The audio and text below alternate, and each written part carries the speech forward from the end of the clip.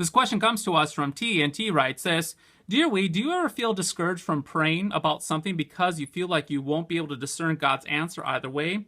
My prayers are kind of like, God, this is what I'm doing, as you already know. If you want me to be doing something else, please just let me know a way that I can recognize that. I feel like for those of us with scrupulosity, Christianity has so much guesswork. Thanks for the help, T. T, I have to confess, as I read your question here, I'm reminded of myself about 10 years ago as I was working through the very similar thing, trying to discern God's will. In other words, how do I discern what God wants me to do as a Christian? This really kind of came clear for me when I was in Southern California and I went to a vineyard church with my wife. We were invited to a praise and worship festival of some sort. And as we're at the praise and worship festival, there was a praise and worship band and people were gathered, and some people were praying, some people were raising their hands all over the place, and there were other groups that were gathered in prayer time. And I was brought into this one group with this one individual, and he was really lamenting over God's will. He could not discern what to do. And like I said, this is really when this kind of came clear to me for the first time through this experience of understanding how God's will works in the life of the Christian. I could see it in this other guy, then I was able to reflect and see how it applied to me. Now, let me explain that just a little bit more. He was struggling whether or not to take a job in actually Los Angeles. We were in the suburbs at that time, and he was discerning and trying to figure that out. And so we were in prayer with him, and this one lady kept on praying, saying, Lord, give him dreams. I'm not kidding. Give him dreams in order to discern what to do, whether or not he should go down to Los Angeles for a job or stay in the suburbs and keep his current job. After the prayer time and the praise and worship, we were just kind of standing around talking. I asked him a question. I said, your current job right now, is it ethically immoral what you're doing? He said, no, it's a good, wholesome, good job. And I said, well, how about as far as finances? Do you have enough money to support your family?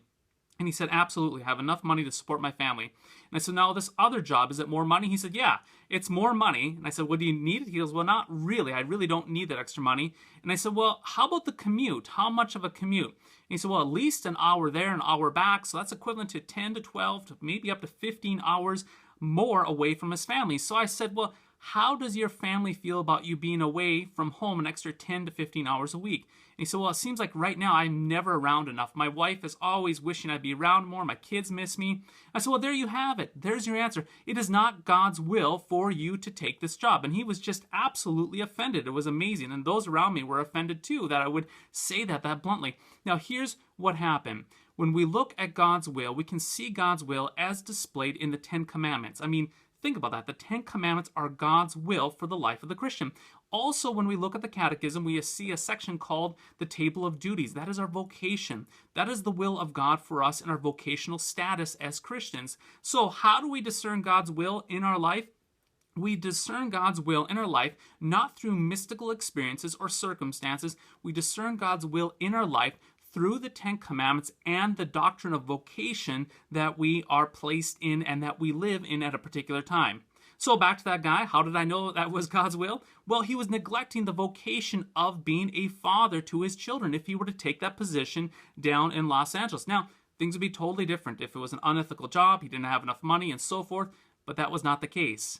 So we can see clearly and plainly through looking through the doctrine of vocation and also the 10 Commandments what God's will is. So I commend that to you, 10 Commandments, doctrine of vocation, to discern God's will. I hope that helps, and we'll catch you next time. Worldview Everlasting is solid, Christian, and free because it is viewer supported. Your monthly gift of $5, $10, or $25 is the reason that we can continue to improve and expand these tools for online Christian outreach and discipleship. To make a one-time donation, sign up for the Lutheran Ninja Clan regular giving, or to find information about how to put Worldview Everlasting in your congregation's budget, click Donate Now.